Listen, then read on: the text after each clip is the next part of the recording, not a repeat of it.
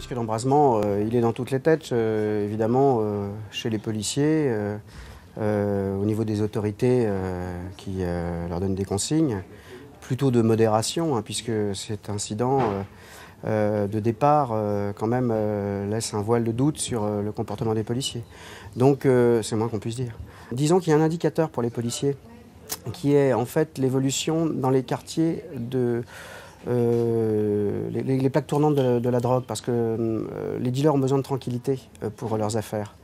Et lorsque dans des quartiers où la tranquillité règne, parce que en fait, les dealers imposent leur ordre pour pouvoir faire leur commerce, lorsque dans ces quartiers-là, des incidents commencent à poindre, c'est signe que la situation n'est plus maîtrisée. Et donc on a vu 2-3 indications, comme par exemple à Nanterre, la cité Pablo Picasso par exemple, où il y a beaucoup de trafic, a commencé à se réveiller. On commence à voir des cités sensibles petit à petit s'allumer à droite à gauche. Et tous ces signaux qui montent, évidemment, sont des signes inquiétants pour la police, parce qu'ils craignent qu'effectivement il y ait une forme de concours, hein, d'exaction entre les quartiers. Et c'est toujours ce problème de faut-il communiquer sur ce qui se passe ou pas. Le ministre de l'Intérieur actuellement est en but à des critiques sur son manque de transparence. Ça s'était déjà illustré au moment de la Saint-Sylvestre.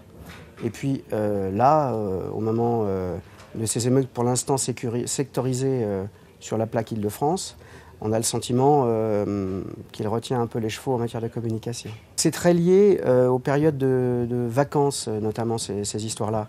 Et là, c'est vrai que les adolescents, préadolescents qu'on voit s'illustrer sont actuellement des jeunes qui sont en vacances. On arrive bientôt à la fin de la période scolaire sur la plaque Île-de-France. La province vient de rentrer en période scolaire.